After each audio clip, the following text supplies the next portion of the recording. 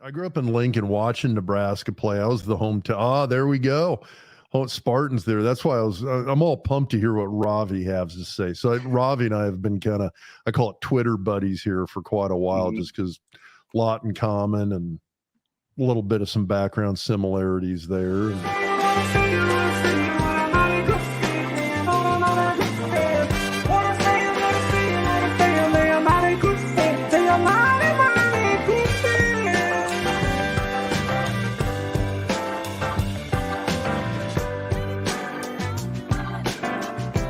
Welcome to the Fan Forum, the show where we learn more about Husker Nation by asking the fans the same 4 questions. I'm your host, Honky, and tonight we're joined by Lincoln East assistant football coach Ravi Mahapatra. Not only is he a Husker Superfan, but he's also the former next door of Dr. Tom, next door neighbor. He also owns an amazing Indian comfort food restaurant in Lincoln called BG's Best. You can find him on Twitter at Dr_RPM. Welcome to the Fan Forum, Ravi. Thank you. I appreciate you having me on, and I got some good stories for you.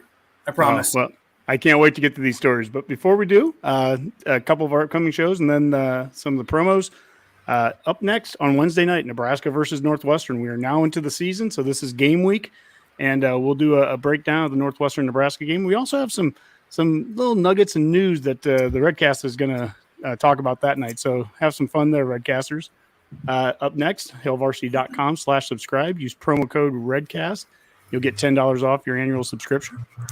Also, FSC Edge. If you're looking to make a job change, Redcasters, take a look at FSC Edge at www.jobs@fsc.com. The Alumni Hall, 2 Lincoln locations, downtown 11th and P Street, and South Point behind Barnes & Noble. And as always, I'm wearing the Adidas hat that we got from Where's them. the Hawaiian shirt? That was fantastic. Oh, yeah. So Rob's got the Hawaiian shirt in this photo, and then they sent us – Robbie, it was super cool. They sent us the coaches' Adidas sideline shirts that they're going to do on the polos. They are sweet. I mean, it is like sweat wicking, all that good stuff. So, go to Alumni Hall. Good for the summer. Mm-hmm. And then Smack and Smooch. If I'm not wearing something from Alumni Hall, I'm wearing something from Smack and Smooch, custom shirts and specialty items. You can find them at Facebook and Twitter at Smack and Smooch. And they've got the new shirt, the War Daddy Up one here. So real cool shirt there. Again, find them online. You can purchase all that stuff. I'm wearing the Go Big Redcast shirt tonight. Great stuff. Support all those sponsors, Redcasters. Thank them. They do great for us. But back to the forum. And what is the Fan Forum? We ask these same 4 questions. Why are you a Husker fan? What is your favorite Husker fan memory? Who are your all-time favorite Huskers? And how do you think the Huskers will do next year? But before we get to that, because we got lots of time, Robbie, we're going to talk lots of Husker stuff. But I want to learn a little bit more about you at first. Sure. And I mentioned in that intro that you own an amazing Indian comfort food restaurant called BG's Best. I'm going to show a little clip here of it, but tell us a little bit about this as we look at this. So we, in what it would have been about 2015, my mom decided to open a gas station, and she had been wanting me and my brother to open one since we got out of high school. She was like, okay, do you guys want to run a bunch of these? And at the time, me and my brother want to go to college and do all this stuff. So finally she was just like, okay, well, I'm opening it. You can help, not whatever. But, we were going to help. Once she did it, it was like, okay, yeah, we'll help. Mm-hmm. And we had always growing up thought about doing Indian fast food, because we'd always go to McDonald's and all these places. And it was, how cool would be if there was one of those? Because a lot of Indian restaurants are, sit down places, kind of slower atmospheres. But we wanted to kind of do it just quick grab and go, real simple menu. And so we just have kind of 3 spots set up. And every Friday we do a chicken dish, some other type of meat, and then a vegetarian option. We used to do 3 meats, but we did a vegetarian now because that's what people wanted. So we have one of those that's really good. And then we do a shrimp coconut curry every week.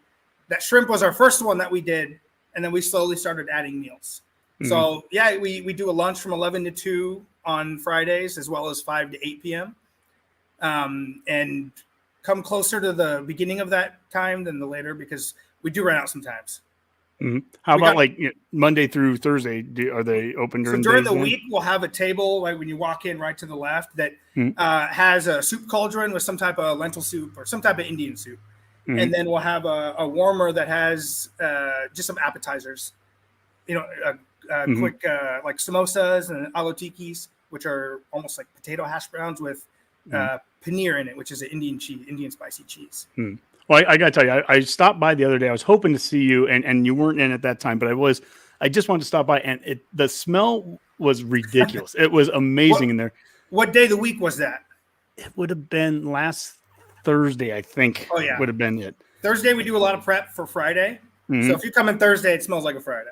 Smells like a Friday. Well, it was amazing, and it reminds me very much of like a diners, drive-ins, and dives kind of thing, where I've seen they've done a couple of those where they're in a. You were talking about Oklahoma Joe's in Kansas City, where the original one in Kansas, and it started in a gas station, but now it's pretty much the inside is just a barbecue place. Yeah, so. I mean it's such a cool spot. So, anyways, I'm going to show that one again here, but I'm sure you've driven by this if you live in the Lincoln area, 56 and Pine Lake. It's in the Valero gas station there. And you can find them on Facebook, facebook.com/BGsBest. And BGs is spelled BIJISBEST.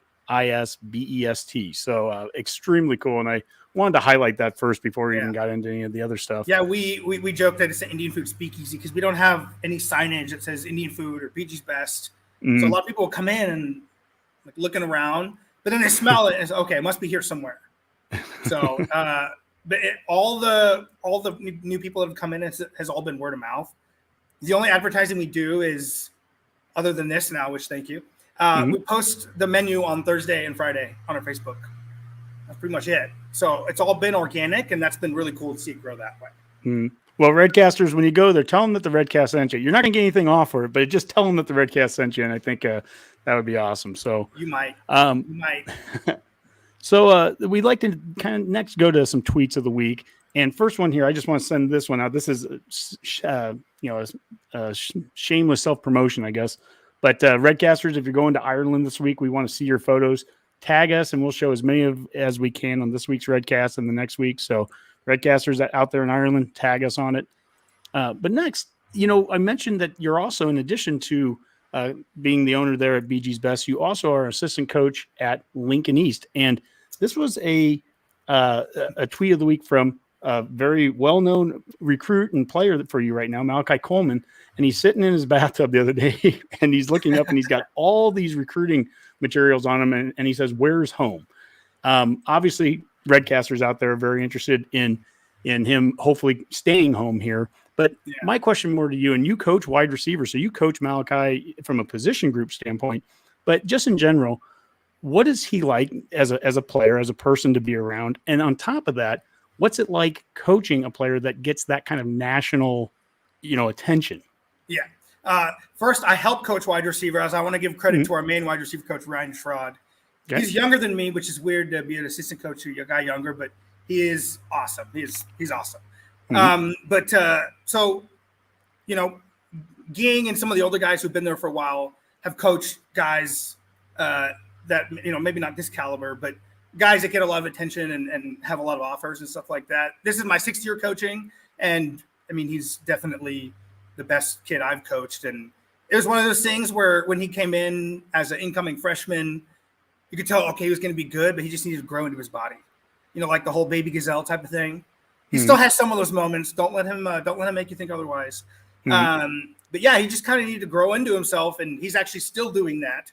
But it's really cool to watch him in practice because he does things that are just stuff you see on, Saturdays and Sundays on highlights, and he'll just do it in practice. But for as much attention as people give and cheer and his teammates and stuff when he does something like that, we were doing a kickoff today, so he was back there just catching them. If he drops one, everybody's going to let him know. So he gets it from both sides from the teammates. He gets it from both sides from us as coaches. And we keep him kind of grounded, and he keeps himself very, very grounded too. But he has fun with it. When you can do some of those things, it would be hard not to do that. So it's really cool to watch. You'll just watch drills, and it's like, okay, that's how we felt last year with Noah Walters. He'd make throws, and we just got used to it. But if you were standing behind him and, when they're running team or something, it's like, how did you see that? He goes, well, that's the route. That's where they're supposed to be.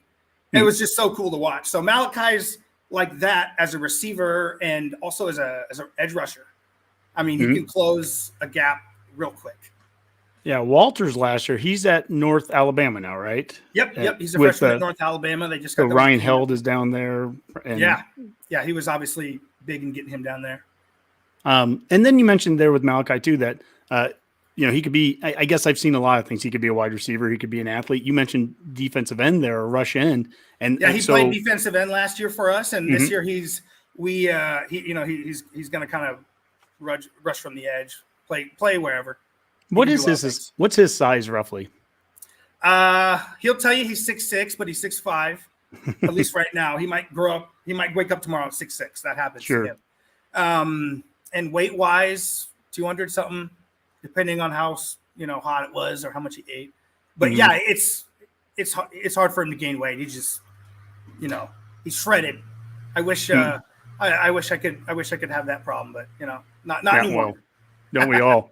You also coach on the track team there, and Malachi and other players that run for you there. What do you coach there? Was it hurdles? You said. Yep, I'm the hurdle coach at East.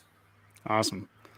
Well, cool. Well, in addition to that, here the other tweet of the week I wanted to highlight was again, this is some shameless self-promotion on our part, but we had our what are your top 3 logos here for former Husker logos, and you voted for 6 3 times. So you like the black Husker script over the red end, but none of the other ones do anything for you.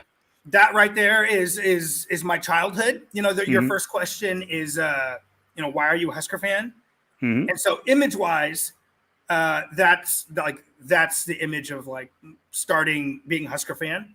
And plus it just looks so good. Because if you like 5, okay, you got the same script, but then 6, you got the end for it too. It's the best of both worlds. That's true. And this is great podcast for the people tomorrow that will just be listening and don't get to see this, but we're looking at the tweet that we sent out, the Redcast sent out a week ago.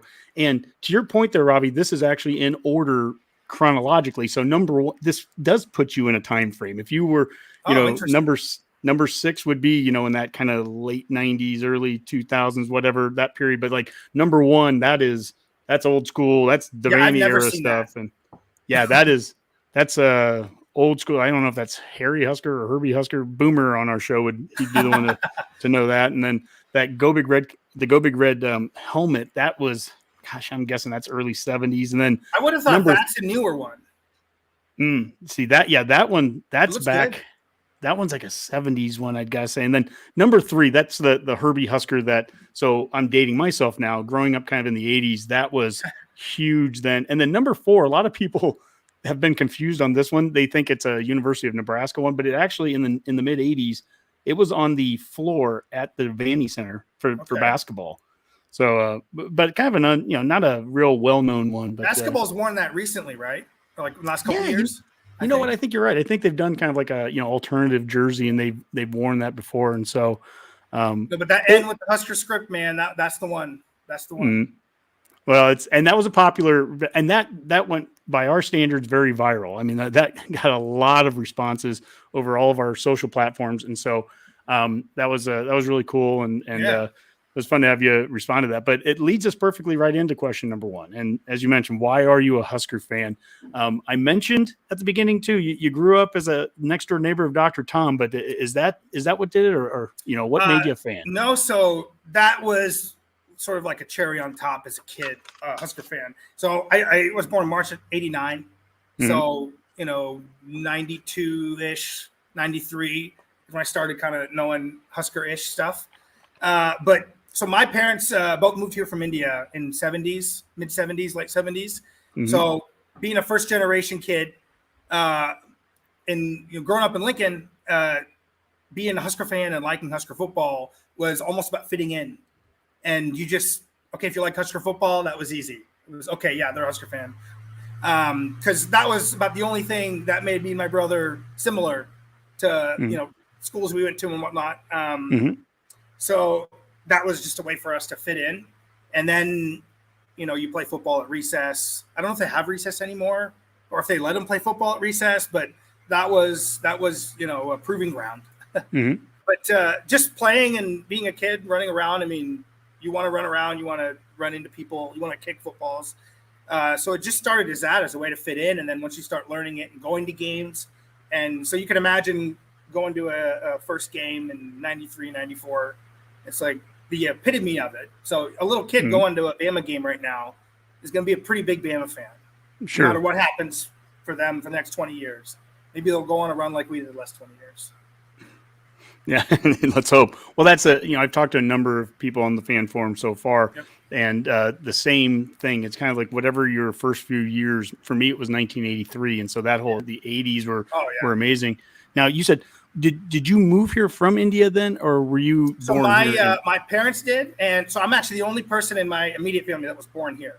Okay. Brian West, or I don't know what they call it now, but Brian West. But my mom and dad moved here, and then my older sister and brother were born in India.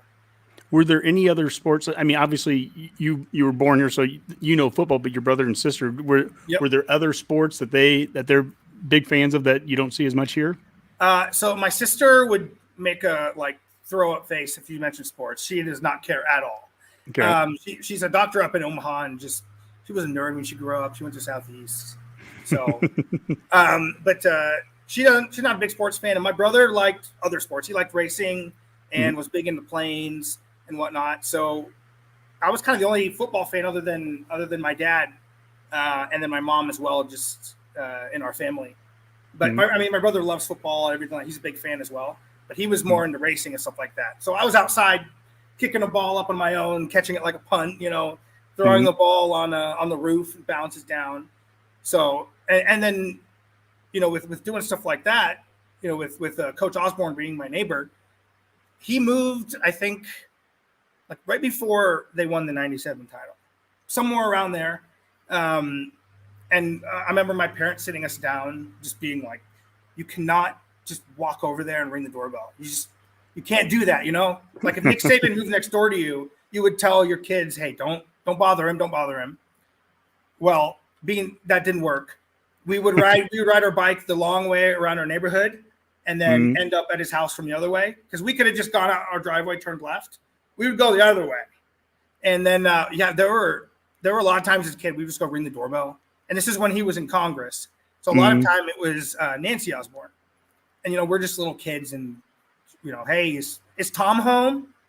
No, he's not. He's not. And she would always spend time with us, show us something cool. And Coach Osborne was like that as well. He would be walking his dog or something like that in front of our house. And we had a wide kind of front yard. So we would see him from a window on the left. It was like, there he is. We'd put our shoes on. We'd run out with a ball on the other end of our yard and just play. And it was like, oh, Coach, didn't see you there. Hey, he would always humor us. He would always get down on one knee and talk to us and give some really simple football tip. But yeah, it was very sweet to us. Very. It's interesting. We put people on pedestals, right? That are celebrities or high ranking officials or whatever. Yeah. But you know what? I'm sure he's mowing his yard. He's doing walking the dog, doing normal neighbor things that any other neighbor does, and that's an interesting upbringing to be able to have those stories that you were right next door. I'm not sure. I don't know how old he is exactly now, but within the last year, I was going to my mom's house and he was cutting branches from a tree by himself with a chainsaw above his head. Oh, it was just like, okay, and he was always doing that stuff by himself when I was a kid. So as a kid, being a kid in their prime, and then he's your next door neighbor, it was cool to see him on TV and all that. And then you'd see him walking his dog and he would sit and talk about how was school going or, how far can you kick the ball now? So, and he didn't have to be that nice to us. You would have understood, right?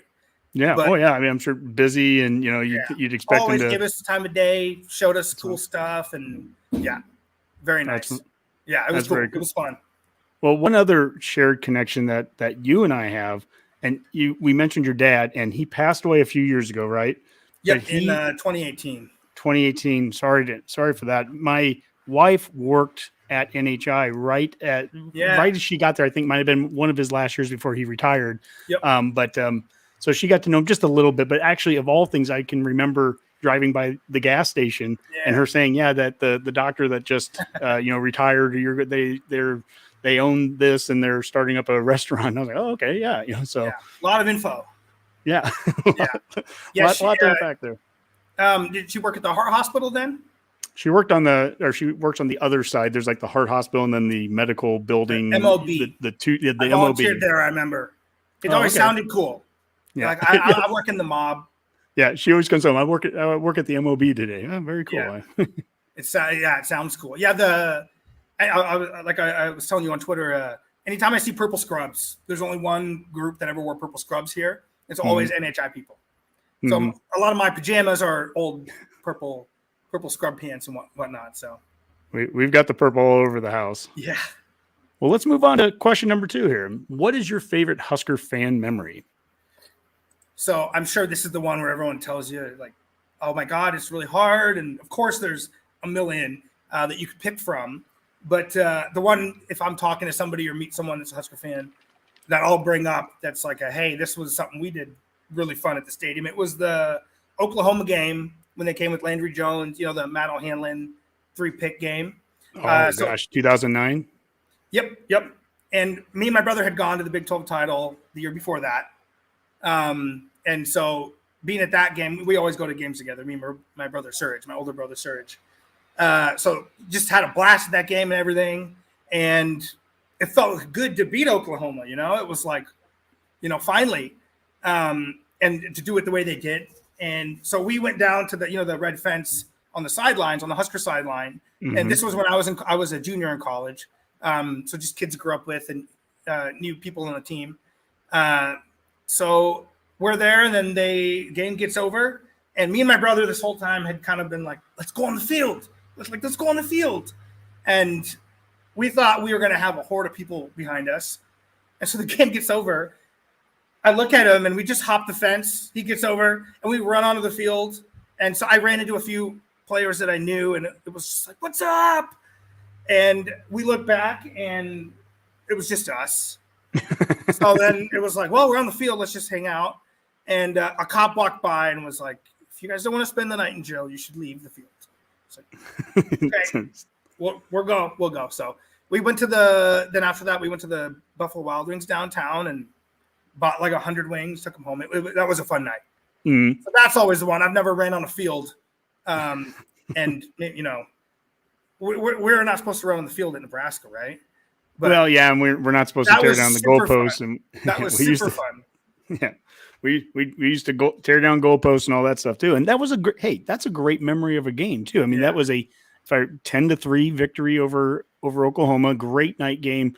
It was the first time intense. In the Stoops era. It was just anxiety the whole time. Yeah. Oh yeah, and the first time in the Stoops era, they didn't score a touchdown at Oklahoma. And so that was defense and Dominic Sue and all those guys. That was such an amazing defense. Can you imagine if they took goalposts down now? When you see pictures of that, it seems crazy, and people would walk through the streets. You go to people's houses, there's still people that have pieces of goalposts. Oh yeah, and it's like hey, let me show you in this room back here. They don't want anybody to take it, but that would be wild. That'd be wild. My fraternity house in college, which was mid '90s, they had cut a couple of the goalposts had been knocked down over the late 80s, early 90s, and they'd cut little pieces of it. So they were like on top of the mantle in front of the fireplace and marker on them saying what the date was and the score and all that. Oh, that's cool.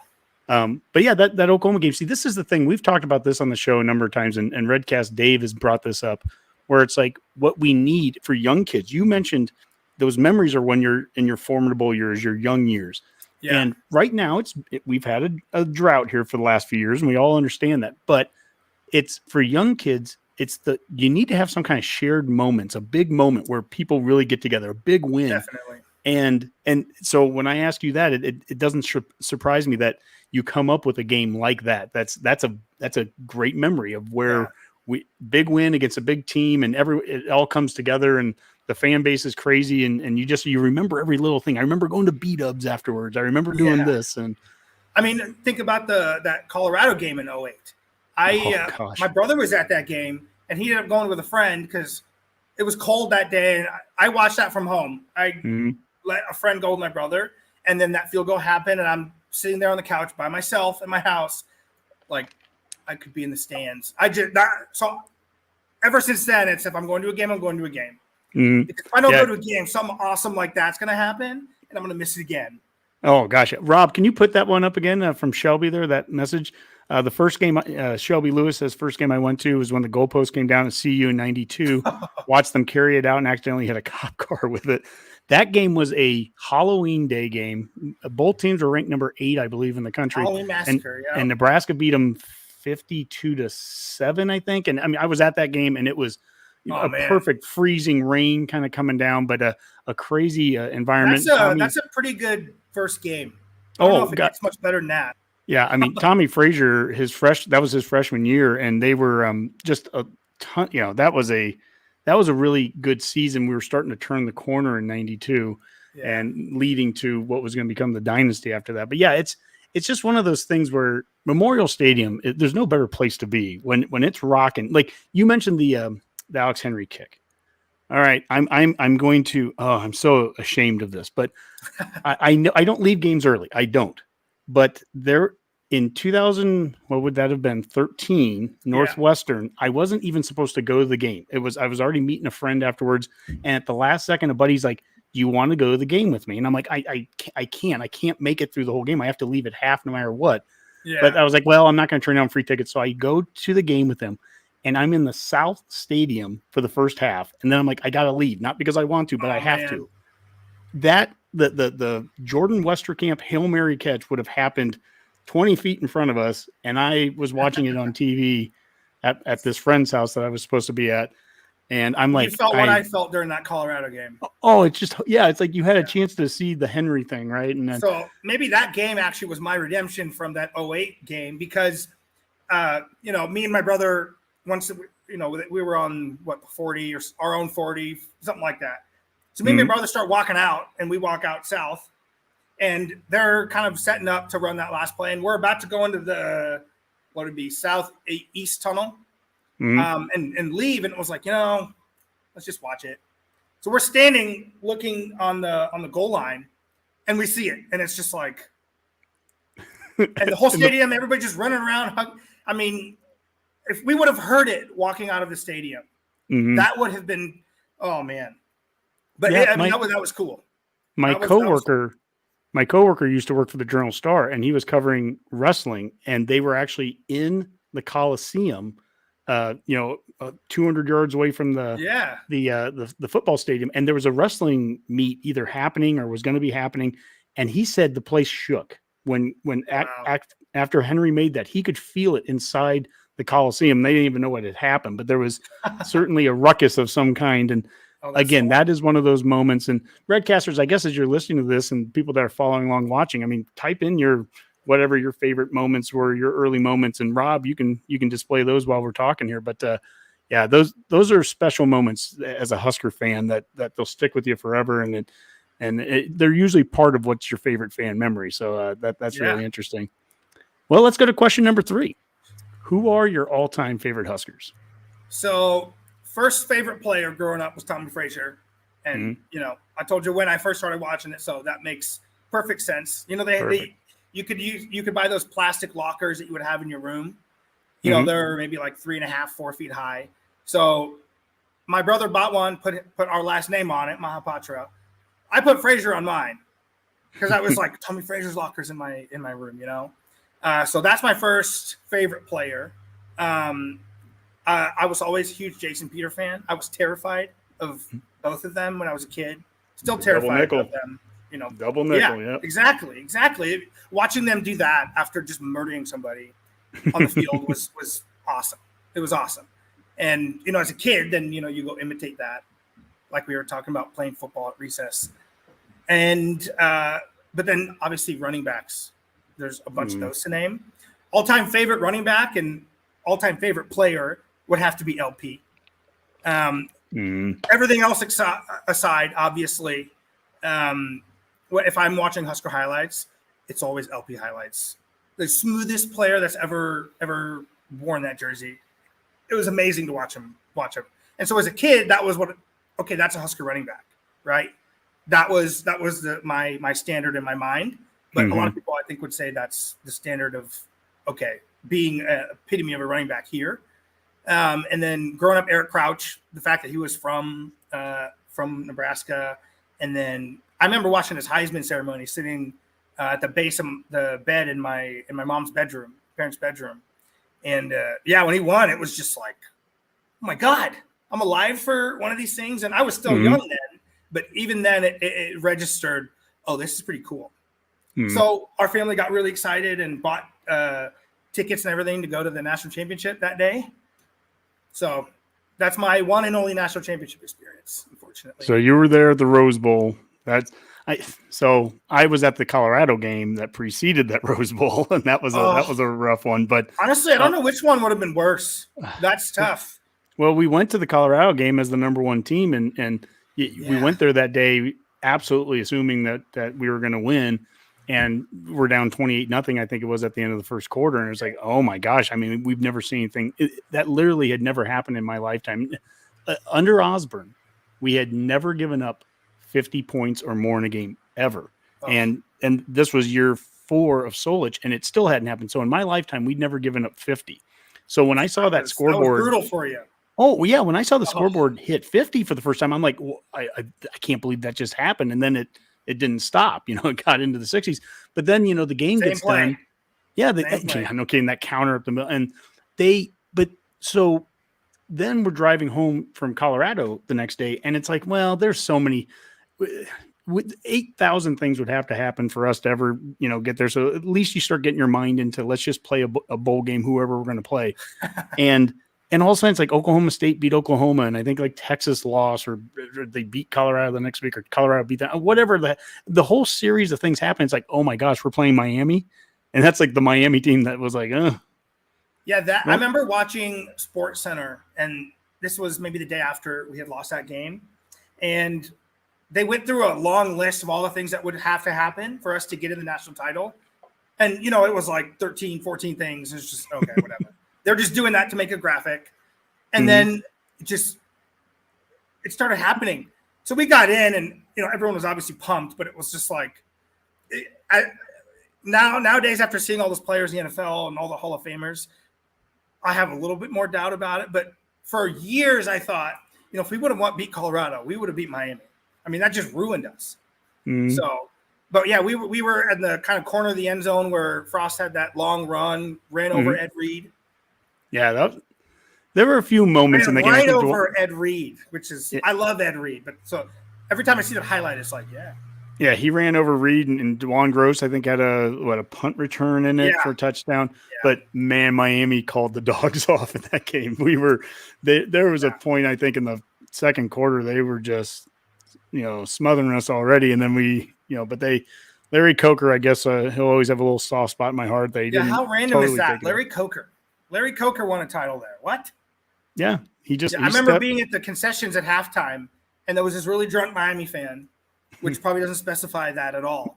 But just kind of standing in line, looking around like, this one's over, man. This one's over, man. And it was just like, I was in 6th grade at the time. It's like, damn, this guy's right. It was just we stayed for the whole game. That trip was really fun. Did Universal Studios, Rose Bowl parade. I think the person was Regis, who was like the famous person that went through it. So I thought that was super cool. I saw Regis from like 400 feet away, So that whole week was awesome. Then we went to the game. Yeah, well, and it's one of your all-time favorite Husker memories is going to a bowl game. Well, I mean that's something that we haven't done now for maybe this kind of transitions us into question 4. Sure. And of course, question 4 is how do you think the Huskers will do next year? Or actually, it's this year now. We're talking about this week, and not going to a bowl game. We haven't been to a bowl game now since 2016. Those memories that you're talking about having going to the Rose Bowl. It's something that we desperately as a fan base want to get back to. We want the young kids that are going to be on the fan forum in 15 years. We want them to be able to point back to this year as their first memories, right? Their first big memory they remember. How do you think that the Huskers are going to do? So I was actually thinking about this driving home from practice of like a number, and then I looked at the schedule and whatnot. And since Frost got here, my expectation, or maybe not expectation, but hope for it, but this year would be expectation is let's just get to a bowl game, and then after that season, then you build, and then you worry about numbers. So if we get to a bowl game winning 12 games, great. If we get to a bowl game winning 6 games, great. to me. Now I know it'd be really frustrating, and I would be frustrated as well because there'd be a lot of games that we didn't want to lose that we lost in there. But just a bowl game. That's my expectation. I expect us to get to a bowl game. Mm-hmm. So floor 6 wins, but I think 8 probably. So there'll be games where we wanted to win, but I think we'll win more games, close ones. You know, they're not going to be a lot of 56-7 Northwesterns, other than this Saturday. But go ahead. Sorry. Oh, no. I was continue. I was going to talk a little bit. I think we'll win close games. I think our special teams will not just be serviceable. Bill Bush is a dude, and he cares about coaching special teams. You know, it's not an analyst kind of or split up. And not to say that those can't work, but they did not work here. No. Bill Bush is the second we hired him, and he's going to be our special teams guy. It was like, okay, that'll be fine. We're going to be just fine there. Because it's not a, hey, let's put people on special teams to get them on the field. It's, hey, who wants to be on this unit? You know? And just that little switch of mindset that's special teams. You know, that's special teams. It's huge. And, you know, I told you I did the youth football from the late 90s to the early 2000 teens. And I would go to the coaches clinics every year in the spring ball. And so in 2005 and 6, I'm going to there and I'm watching Bill Bush giving demonstrations on special teams. Oh, that's cool. As the coordinator back then. And Nebraska was a top 25 special teams unit back then. And special teams, I mean, you need some talent out of your kicker, you know, I mean, very specific talent out of that. But aside from that, it's been weird how bad that's been. That's just, that just needs to get fixed. And hopefully they brought in the right guys here with Bleckroad and Bushimi at punter and kicker. Is it Bleckroad or Bleak Road? I've heard both. And so, you know, I'm going to say Bleckroad. I've heard Bleak Road too. I don't. Well, you know what the Sports Center thing will be if he misses a game winner. I mean, there'll be too many options. But, and so if somebody knows that, feel free to comment in to tell us that, Redcasters. But what I know about Bush is that special teams more than just talent. Set aside the foot talent. It's about want to. And you coach football, and you know which guys do they want to be out there or not. And Bush made it apparent that the guys that were going to play were guys that were going to have the want to, and we want guys that. And I only want guys that want to come out here and be out there on special teams. And it's obvious when you see it. Yes, and it's obvious see Alabama. When it's not there. Yeah, Alabama throws out their starting corners and starting. I mean, they play starters out there, and I love the walk-on program. I'm a huge walk-on guy. I love the idea of 1 or 2 walk-ons or 3 or whatever being out there in cases too. I think that's a great way to develop some young talent. But you also got to have some studs out there, and no matter what, whoever's out there, they have to have the want to, the desire, and they have to own that. Whatever that team they're on, punt team, punt return, you name it. And Bill Bush did I am 100% confident in that guy. Yeah, that would have been really interesting to see. Mm-hmm. Now you mentioned kind of, you know, the 7 wins or 8 wins, I think is what you said. And so Vegas right now, pretty much all offseason, they've had us at 7.5. I'm not big into the Vegas stuff and into gambling and all that, but we've done a lot of off-season shows where we've been prognosticating. And we had the college football professor on, Adam McClintock, and college football matrix, awesome. Dave Bartu, college football matrix. Those 2 guys were on, and it was the first time they've been doing this analytics. God dang, I'm forgetting the name of the place, analytics matrix or something, but they've been doing this business for like 10 years. They had never been on a video call together ever, and they've never met each other in person. They've been doing a business for like 10 years, consulting with college coaches and pro coaches and you name it. But anyways, they must be very good communicators. Oh yeah. Well, Dave Bartu guy he's a character, but they went through the season and they were using the same analytics and college football matrix or Professor Adam McClintock. They were using the same matrix, the same metrics that they use every other year. And in past, those metrics would lead us to being, 3-9, 5-7. It was always undercutting what Husker fans wanted, but that's what it was always very surprising what came out. It was like, there's no way. Yeah. But no way we'll do that bad. And then we would do that bad. This year they had us at 7-5, and it was that close to 8-4. It was actually the Purdue game was where they had us at like 49.8% chance to win. He comes back about a month after. Yeah, well, he Numbers comes don't back a lie. month after we do the show, and he goes, "Actually, I've rerun some numbers, and it bumped us up, and he put us at 8-4." And this was him using his, he goes, "There's no bias here. This is just solely numbers, solely metrics that are, built into my formula." But and part of me is like, who cares? At the end of the day, the games are going to be played, and I don't. But it is interesting to hear people. It's not just Kool-Aid drinking, and sometimes it's Yeah. national people that aren't Husker fans, where they're like, no, we see progress here, and we think this should happen, and maybe some of it's schedule. You're replacing Michigan State and Ohio State with Indiana and Rutgers from the other side. Yeah, finally, we don't have to play Ohio State for once. I mean, that maybe that might help. But all that leads to, I guess, some more promise. And I'm excited to see some of the changes. I really did like a lot of the players that we had before, even Martinez, who was just announced as a captain at Kansas State. I don't wish the kid anything wrong. That's awesome for him. That is really cool. Yeah, he needed a new start somewhere else, and we needed a new start with. And I'm excited to see these new coaches. I'm excited to see these new players. Casey, I mean, that's Casey Thompson at quarterback. I mean, it should be a lot of fun to see some of these new faces out there. Yeah, his interview that he did just, and it's not like he rehearsed what to talk about it was just like he's talking to a coach or, oh, this is what they do. So that's more than just knowing it from I can write it down what they do. I mean, he's going through things in his mind while he's talking, that was impressive. That's a quarterback. And oh my gosh. When you talk about the new coaches and whatnot, I think finally it's the operation from AD on down is everything's in line. Everything. We're really lucky to have Alberts. He's really good.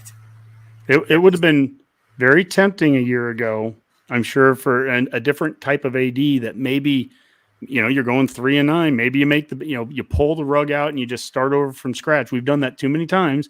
Yep. We were the second, the stat at least a year ago. I don't know if it's changed, but at one point we were the second leading school in dead money in the country since 2010, meaning we paid the second most amount to coaches and players and administrators to not work here. We're paying off their contracts. We had the second most amount. It was over $20 million. Second only to Auburn. That's not a stat that you want to have.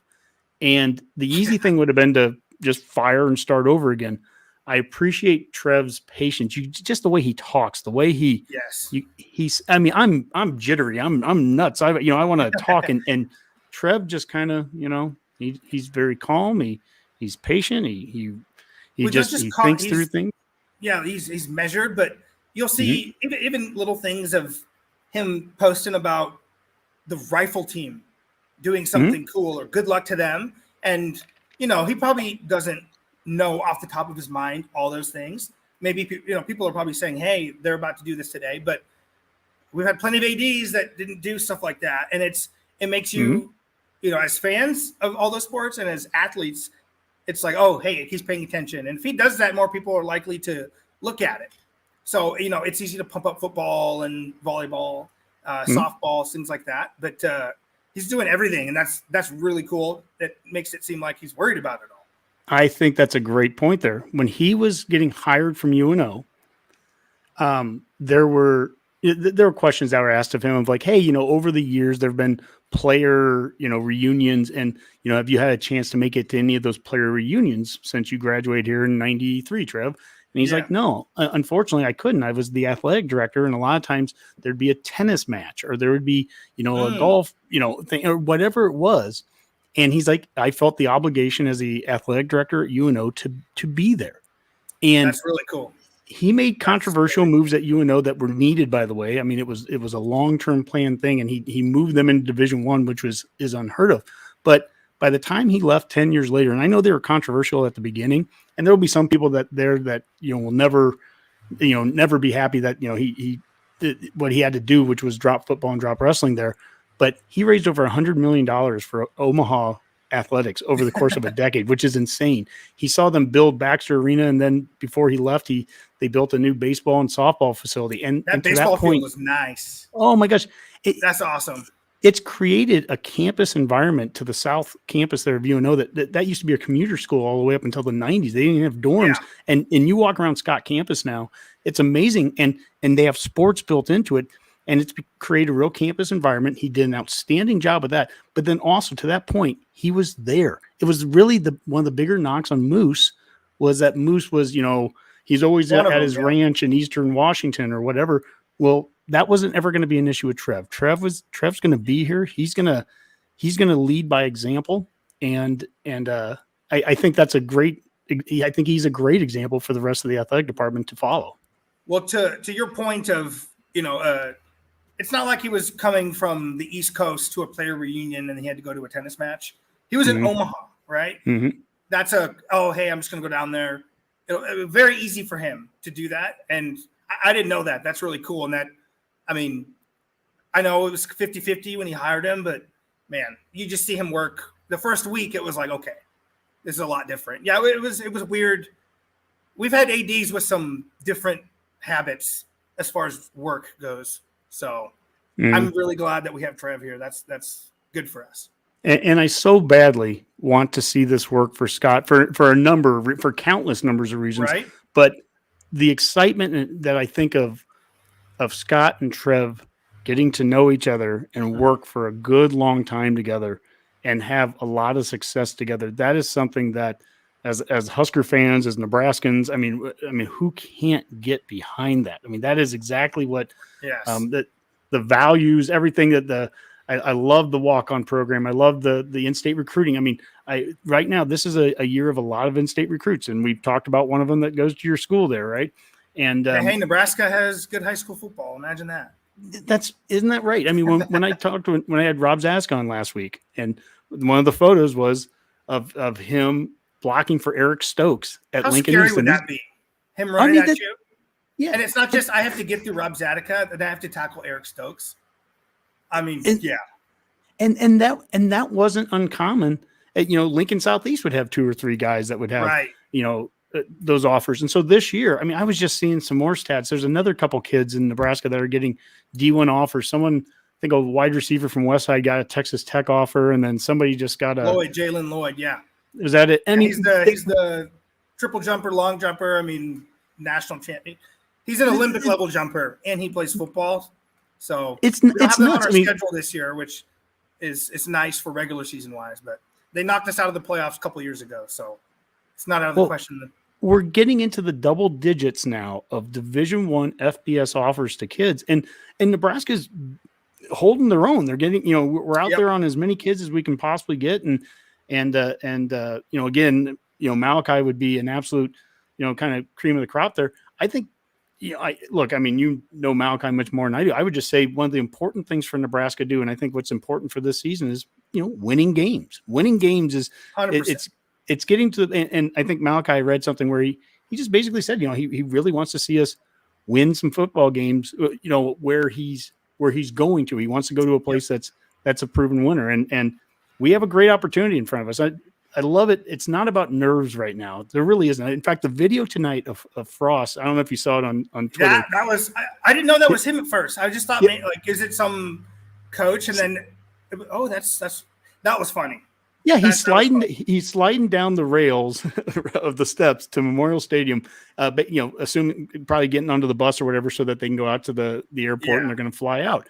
And what I loved about it was it's this idea that we are this is going to be tough this week, and we're going to be all this pressure on us, and Northwestern has zero pressure, and we're the only team in the world that has pressure on us, and we're going to show up tight. And I love our head coach just youthfully sliding down a railing, like, this is what you do. I mean, it's like, hey, there's no cameras, obviously nowadays there's always a camera, but hey, there's nobody, filming our entire exit. So it's, who doesn't slide down those every now and then? I know I sure would. I've done that on that rail, those rails when you're coming out. He could have started up higher and done the whole thing. Yeah, I think so. I've seen that done too. Maybe he has to do that next. If he had a skateboard or something, that would have been really cool. But don't tell me that. I have 3 skateboards in my garage right now. I skateboard. If the university would let me, I would totally try and board slide that. It wouldn't go well, but I would give it a try. That would be fun. You mentioned Casey Thompson's press conference yesterday. Yeah, he broke down Northwestern's defense, and not that this is anything I wouldn't expect other players or other teams to be doing too. Let me be clear. But the way that he broke down Northwestern's defense, number 99 is this player, and then they brought in these two transfers, and this guy transferred out, and this guy, and he had an understanding, a really good understanding of the personnel and players on the other team. And I appreciated that just from a preparation standpoint. You always hear how Casey is, he is serious about football. Man, that was, you watched it there. What were your thoughts that's going to be our video lead in on Wednesday night's Redcast when we talk about the offense. I'm just going to let him talk for a minute before we even, because he's going to break it down better than we can. Yeah. Especially any player, but especially a quarterback, when they talk, just he's confident about what he's saying. He could be talking about cooking eggs, but if he says it like that, it's like, hey, he knows how to cook some freaking eggs, man. So he's talking about football, and it's obviously you can say, hey, they run 4-3-3-4, they do this. Player X, Y, or Z are really good. But yeah, he knew transfers, not just transfers that came in, the ones who left. So, hey, the film that I'm watching now, this guy's not there anymore, but this other guy is now in his spot. Let me go watch his film. And that's time and that's effort. And, you also have to be smart to do that. So you can be smart enough and not put in the work, or you can put in the work and that's just not the thing for you. Yeah, he's kind of got it all. And I have a really good friend that I went to school with that's a Texas fan. And, it's interesting talking to him now because we're both going through the same thing of powers that we can't win a game that matters. We can't even look good losing. So we're going through a very similar thing. So it was an interesting conversation to have when Thompson came here, because he comes here, he's like, oh, yeah, I'm glad we have the quarterbacks we have now. And then, like Kansas State people looking at Adrian, they're ecstatic, and they should be. He's awesome. He's going to be awesome for them, I think. But the way we talk about him will be different than a K-State fan. So seeing that perspective is but he was succeeding against very good teams, and he's done it before. There's something to be said for that. Well, and there's something I think with Casey, what's interesting to me, and I brought this up the last couple of shows, and there's a bond that can be created on this team between the defense and the offense. Casey, by all means, he had a losing season last year. Texas didn't have a winning season. But you would look at Casey and go, man, he did everything right he could in some of those games. They put up 7 touchdowns against Kansas in a loss. The defense just couldn't help him out, right? Against Oklahoma, they put up 49 points or whatever in the Red River shootout, and they still lose the game because the defense let them down. Conversely, and I've already given my thoughts on Martinez, and so this is not an indictment on him, but we couldn't finish games last year on offense. And so our defense, think about it. Our defense is sitting here going, we need someone on offense that can finish that game. And conversely, Thompson's sitting there going, I need a defense that can finish a game for me. And imagine that coming together. That's a very good point. Start it this week in Ireland, but get to 3-0. Come back and you're playing a team like Oklahoma, and imagine being 3-0, and imagine the defense making that big play, a sack, an interception, giving the ball to Thompson, and then at the very end, Thompson leads us to a game-winning touchdown at the end. And imagine the bond that gets created where it's like, you're the missing piece that I needed last year. Both sides saying that. The Garrett Nelsons and those guys on defense, and there's Casey saying, man, the black shirts came through for me. That is there's I can see that. I can envision that kind of possibility there, happening, and what that would mean. Yeah, I know, every offseason there's always, where this is the closest our team's ever been and everything. But the guys who are captains, Nelson, Heinrich, you think about their careers here at Nebraska, success-wise, win-loss-wise, and then you look at them as in terms of what they've gone through, and they played early, when they maybe didn't have the size to do it or know as much, and went through a lot of experiences where most of the game was rough. They would show a flash here and there, and it'd be very easy to think of all the things that you messed up. So for them to, they're very confident now playing, and that's because of all the work they've gone through. And Caleb Tanner, I think, is the best example of that. Yes. A couple of years ago, he was a bust, and it was, all the talent in the world, but,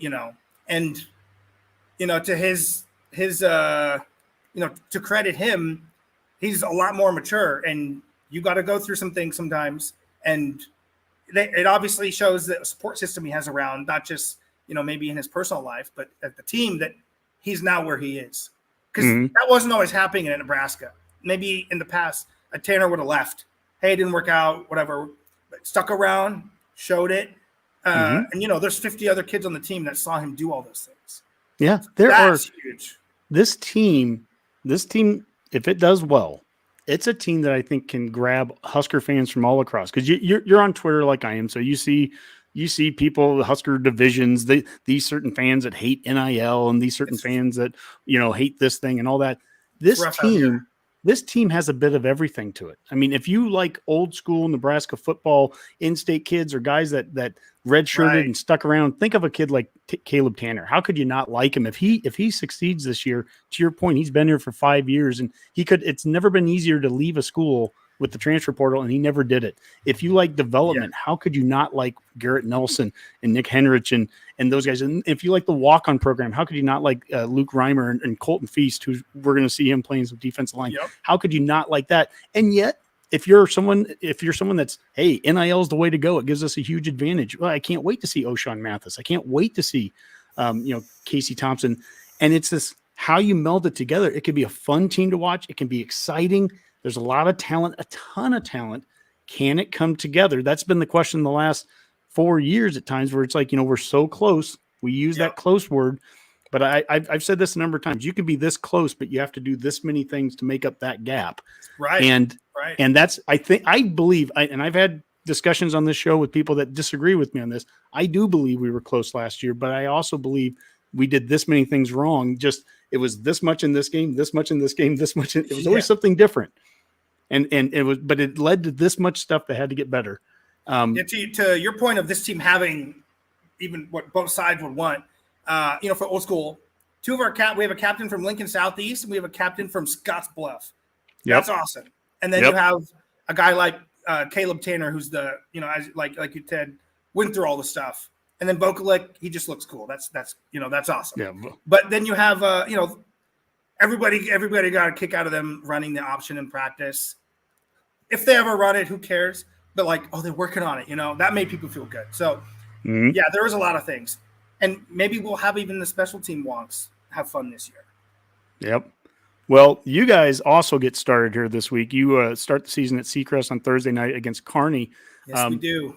How, I guess we talked about the preparation that, we've seen out of Casey, and how do you guys prepare a high school team? You guys have more limited hours, obviously, to work with them than what college does. Yeah. But what kind of preparation, how much do you expect your players to know going into week one about the opponent, and do they do a lot of their own film, training on their own too? So a lot of with high school football, it's looking at the, if the same coaching staff, here's what they like to run. You've played teams a lot of times, and, you'll watch film and make play cards out of it for scout team to run, and you'll kind of do tendencies. And if, when you watch enough, you'll know that, hey, when this player comes in, this is probably what they're going to do.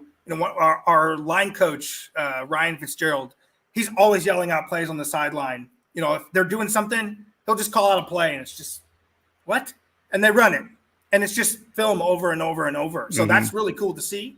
So the initial parts of that we do as a staff, and then make those cards and then tell that to the kids. But with Huddle now, you can have a team account, and everybody can go in and see the same exact film that we're watching, that we're explaining to them. And the nice thing for us is you can see who all is logged in, how long they were watching. And so, that's a good way to keep players accountable. Like last year, Noah Walters, that kid watched film and he knew what he was watching and he knew how to attack it. It was really cool. So this is our 9th fan forum. And one of the earlier ones we did was with Glenn Snodgrass, who's the father of Garrett, but he's also the head coach at York High School. And he brought up Huddle. We were talking about some recruiting, but also he was just mentioning how that has changed the game. And you just said that, and it's like that doesn't even dawn on me, because when I was playing, that didn't exist. But you'd watch film Saturday morning, and that was it. Yeah, exactly. And now that's just one more tool now, and it does create some accountability too if you can sit there and have players at least logged in. Yeah, that's interesting. That is. Well, and the thing about film, you can be as good film wise and preparation wise as you want to be. And tendencies. You have to watch. A whole game maybe 3-4 times through, and then something will click. Oh, that was different. that was the same play, but this happened, and maybe that's a tip or something like that. So yeah, that's just how much do you want to do that? Whipple said in one of the press conferences here that more games are lost than won in the first game, basically meaning more often teams make mistakes. They try to do too much. They're bad at special teams or whatever. And my first few years coaching, and again, it's youth football, is anything from 5th to 8th grade, but it really didn't matter at the end of the day. The team on week 1, the team that, if we did enough well in special teams, if we didn't fumble, if you don't have turnovers, if you don't have a bunch of penalties, if you play a cleaner football game, unless the opponent is just so ridiculously more talented than you, if it's two fairly comparable teams, if you play clean, you're gonna win games. It's just as simple Iowa as is so that. consistent. I mean, they're not gonna wow you with anything. Iowa will not wow you with anything. It's Iowa, but they're not gonna mess up. So they're just wait for you. Just kind of lay in wait and do that. And it's a discipline thing. And when we condition our kids, if they have to have their foot behind the line or they have to touch a line, and false start, stuff like that. We'll get 100 kids running, one kid this far away, but me or another coach, we saw that one, and Gingery's in the middle running it. It's like, hey, gang, we got one. So then they got to redo that. And at first, they'll keep making mistakes, but at a certain point, the conditioning that they're doing running in pads sucks. So you kind of have, that's a happy medium of pushing them to that, and also explaining, like, you feel the way you do right now because you just took it easy for half a second. And things like that, from high school all the way up to college and pros, those are some way. And I think they're doing more things like that. I made a statement last week. We had a couple weeks ago, we had Aaron Sorensen on from Hale Varsity, and that was the day. It was a Wednesday, and that morning they got to watch some practice. The press did, and in their notes there was a punt drill, and one of the punters. So we don't know if it was the starter. I mean, they had multiple punters and everything, but one of them dropped a punt, and Bill Bush was on the field immediately, and just screaming that we don't miss a rep or anything. And I made a statement here, and I'm curious what your thoughts are as a coach in practice. Sometimes you hope that they make a mistake. I mean, you want to find a coachable, like, you don't want a perfect practice in some ways. You want them to make a mistake where there's an opportunity to coach them up on something. And there's a part of me thinking that Bill Bush was just waiting, like wanting to see somebody drop one, because it's like, I'm going to pounce on that as a moment to say, we don't take any rep off. And which is exactly what he said to him. Yeah. Things will happen. I mean, things can build up over a couple days, even a couple weeks, with a certain player or a unit or a side of the ball. And it's just kind of welling up. But if you just kind of blurt out something, it may not always stick. The moment, they may not always be listening. So to your point, Bush was just waiting for somebody to mess up. And he probably was so pumped. Oh my God, I got to yell at the punter. Yes. And everybody, he doesn't have to yell at someone else and hurt someone's feelings. Punter dropped the ball. Hey, you're supposed to catch that. But that's, I'm sure, I can only speak for myself, but I'm sure every coach has that. Or, hey, not everybody's running with the ball high and tight. So then when you see the starter do it, you yell at him, and it's like, okay. So that's you're always planning, kind of scheming. It's like, okay, this guy needs this, or this guy needs to hear that. And when the moment goes, like Bill Bush, it's just like, okay, game time. Yeah, big lesson you're for on everybody. A lot of the time when you're coaching one kid at something specific that they did wrong, whether it was discipline-wise or play-wise, you're talking to 20 other people, which is why, you sometimes yell at people. They're right there. They can hear you, but you want to make sure that these other people hear too, maybe. Mm-hmm. Yeah, teachable moments. Moments. Bill Bush is a really fun person to watch, Coach. I wanted him back. If you go back in Redcast, we started in spring of 2017 doing this, and 2018. I talk up Bush like if he ever came back, and one of my favorite stories is hearing about him and Joseph in the locker room after LSU wins the title, and they're smoking a cigar in the locker room, saying, how cool would this be to do this in Lincoln? Well, they have a chance now. Oh, I didn't know that. That's awesome. Yeah, during that whole so he still had some family in Lincoln. So I can actually tell you that with 100% validity that family likes our Indian food. Oh, there was people that come in. It was like, why are they decked out in LSU gear? This is so weird. And then, oh, hey, someone we know coaches on the staff. And so it was cool having, those people come in during that run. Because then they'd be, of course, wearing more of it and more of it and more of it as they kept winning. So then it was just like an insult to injury. Like we want that again, And then the whole, Burrow wanted to go to Nebraska. That whole thing just kind of dug all season long. Every time some national reporter would find that out, it was I'd never heard that. I didn't realize that was the case. Huh? And then now Bush and Coach Joseph, they're here. Like this is what we wanted. This staff. This is what we wanted. So I really hope it goes well for them because it's been tough.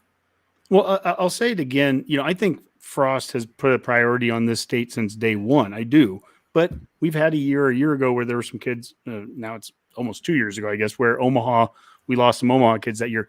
But this new staff, Joseph, Bush being on it too, have you noticed at the Lincoln East level, again, you have Malachi, you have recruits there. Have you noticed a difference in how that's being recruited, more of an emphasis or how have you noticed it? So I guess emphasis wise, I wouldn't be able to speak of. And, with Malachi, I know, people come visit and whatnot, but, he talks to so many people about what he's going to do and whatnot. So like, I don't talk to him about recruiting and I never ever will. So like specifics of that, I couldn't speak of, but as a high school coach and someone that talks to our kids, a lot of it is just about exposure. Oh, hey, we saw a Nebraska coach walking through the hall. You may not even know who it was, but hey, he must have been here to talk to, hey, he's here to talk to Malachi. And then, Coach Ging, hey, we got 2 other kids. Just come meet them, 2 staffs ago, there was a running back coach that I remember went on a Twitter spree of posting all the schools he was visiting with. Hey, it was a thing around Lincoln of, hey, we're going to kind of rush Lincoln, see all these schools. So I went to practice that day and asked another coach, like, hey, was such and such here? No, what are you talking about? So this coach was just going to schools, taking pictures of the entrance. And that's what kind of was weird to me because it was just the entrance of all the schools. And then, hey, great to be at, XYZ LPS school. A lot of players here. And it's like, he didn't stop at any of them. He stopped, took pictures. Maybe somebody sent him the pictures and he posted them, but either way, that was just like, okay, what are we doing here? And things like that have been happening to high school coaches over a couple staffs. And, there's more talent in state now than there was 10 years ago. I guess I should say recognized talent.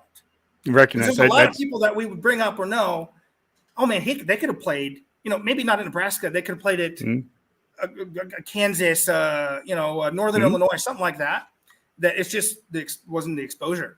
So now there's so much exposure. Maybe some people that aren't the greatest maybe are getting hyped up, but I'd rather that too many guys are getting opportunities or exposure than not enough. Because we were complaining about not enough for years.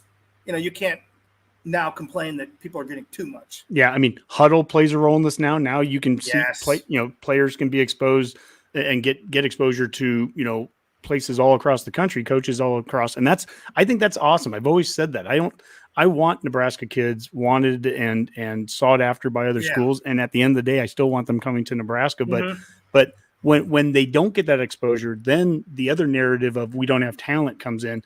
And it's interesting. I asked Coach Snodgrass the same thing there about, is there more talent today? And he goes, no. And he's been coaching for 25 years in state. He goes, there's not more talent. It's just they're identified easier now, and that helps. But he even brought up, the 1997, the last national championship team we had.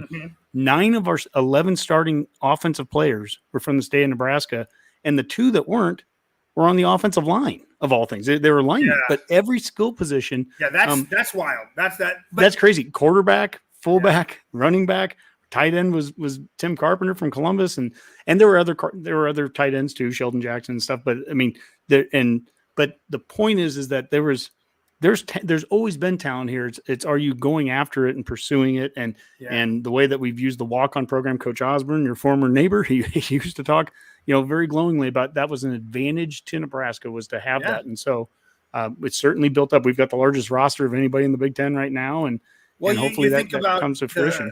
You talk about exposure. I mean, Huddle and Open Doors, those are Lincoln products. And so if we had one of those, that would be, huge. Like Huddle's, that black building they have downtown, that looks so cool. I mean, it's awesome. And Open Doors, having a big presence here, obviously. And I mean, they kind of set the standard of how all this is going to work. Other companies will try and imitate them and model things off of them. But having them both be rooted here, I mean, that's not maybe as publicized thing of the nitty gritty of, hey, going to Nebraska, it's so much easier to work with these people or do this. Having them here is huge. It's huge. It makes us, I think, a top 5 NIL place where you wouldn't think, that's not LA, how you're going to get all these deals. I mean, you may not have to live there to get them because you have all these close relationships with Huddle and Open Doors. Yeah, no, it's a huge differentiator for us. It has the potential. I don't know if I'm overstating it by saying kind of what Nike was to Oregon, but what Huddle, and Trev, but Huddle and Open Doors within footsteps. Yeah, opened by former Huskers or former Nebraska students. They are game changers in their respective fields of NIL and in obviously film and tape and everything that Huddle is. It's a game changer. And I can tell you there's a number of players that get involved with that we've had software engineering students that have gone on and worked with Huddle that are athletes it's a huge deal. Yeah. That Oregon and Nike comparison is a really good one. And, the university is doing a good job of incorporating these companies and then into their university, but also sending people to go work for them. So it's beneficial to both. And, just being in the same city, like you said, a street over, it has to help us just by proximity. We'll have better access to things. You walk into the beautiful College of Business building on campus that's only a couple of years old, and right when you get up to the steps, there's the huge portrait photo of the young guys that started and owned Huddle, and it's right there. It's front and center. And I was taking a class a few years ago, a graduate level media class, just for the fun of it, and we had Blake Lawrence came and spoke to it. There's Lawrence talking about what he did, how they got started with Open Doors, and Prince Makamara was one of the first guys that they were working with on it, and how they found the need. Yeah. He was like the first person that they sponsored or something like that. Yeah, because there was a huge need and how it's just taken off from there. So again, as Nebraskans and as Lincolnites, it's something to be proud of that's taking place right here. Well, Robbie, no, go. Well, you're talking about the both of them kind of being not just good at what they do in their business, but they kind of innovated it and set the standard. And so that matched with, how our weight program used to be. And it's like, okay, maybe apples to apples, Nebraska won't be in Alabama or whatever. But if we can get ahead on something like this again, that's how you have another run. That's how you make yourself relevant again. So absolutely hoping it's a beginning of something, but we'll see in a couple days. Yeah, I'm very optimistic. I think we have reasons to be optimistic. Yes.